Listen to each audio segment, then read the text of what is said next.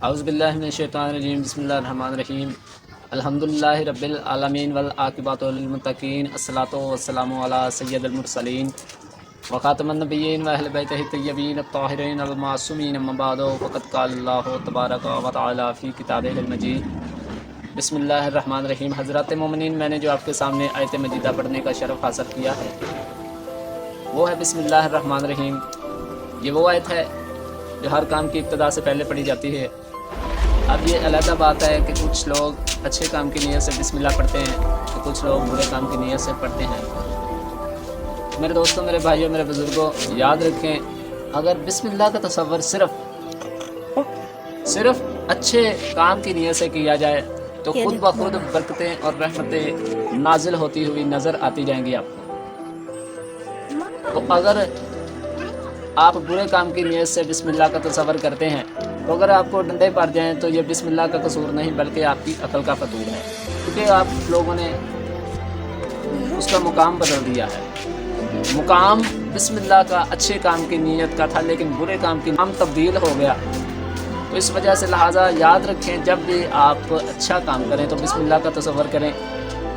تو ختم مرتبہ رسالت مواب جناب حضرت محمد مصطفیٰ صلی اللہ علیہ وسلم فرماتے ہیں کہ میں چند اصحابہ کے ساتھ ایک سفر پر تھے۔ رسول خدا جب ایک قبرستان سے گزرے تو کیا دیکھتے ہیں کہ ایک صاحب قبر پر بہت شدت سے عذاب ہو رہا تھا۔ سب صحابہ دیکھ کر کہنے لگے، یا رسول اللہ، یہ صاحب قبر پر عذاب ہو رہا ہے تو کیوں نہ ہو ہم ادھر جا کے اس کے لیے فاتحہ پڑھیں، فاتحہ خوانی کریں۔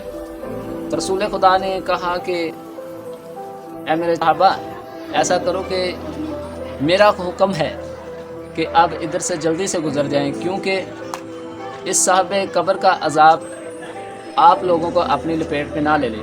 تو لہٰذا حکم رسول خدا سنتے ہی سب اصحاب جو تھے رسول خدا کا حکم سنتے ہی وہاں سے چلے گئے۔ جب اسی سفر سے واپسی ہوئی تو پھر کیا دیکھتے ہیں کہ اسی صاحب قبر پر کیا دیکھتے ہیں، بالکل خاموشی چھائی ہوئی ہے اور قبر سے خوشبوئیں آ رہی ہیں۔ تو صحابہ نے پوچھا، یا رسول اللہ، یہ کیا ماجرا ہے کہ جب ہم گئے تھے تو اس قبر پر بہت شدت سے عذاب ہو رہا تھا، اب واپس آئے ہیں تو اس قبر میں اتنی خاموشی چھائی ہوئی ہے، خوشبوئیں آ رہی ہیں، یا رسول اللہ یہ کیا ماجرا ہے؟ تو رسول خدا نے فرمایا کہ اب جلدی نہ کرو، جلدی سے صاحب قبر پر جاؤ اور فاتحہ خوانی پڑھو، اس کے لیے دعا کرو۔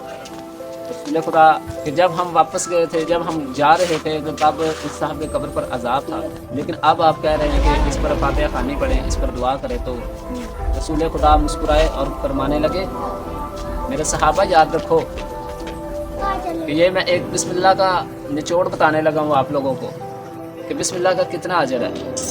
تو رسول خدا فرماتے ہیں کہ میرے صحابہ، میں نے اس لیے آپ لوگوں کو ایسے کہا کہ جب یہ اس دنیا فانی سے چلا گیا تھا تو تب اس کی بیوی کے پیٹ کے اندر ایک بچہ تھا۔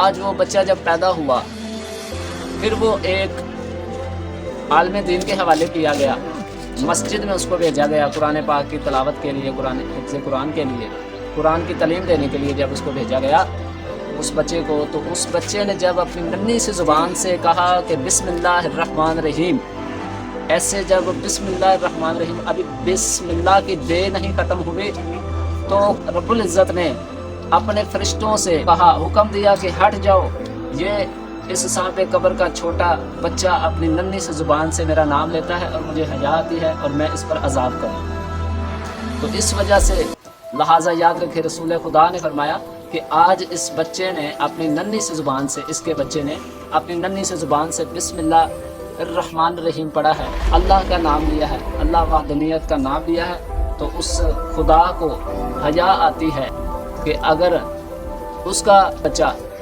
اس کے اوپر سلامتی بھیج رہا ہو، اس کا نام لے رہا ہو، تو وہ اس کے اوپر عذاب کرے۔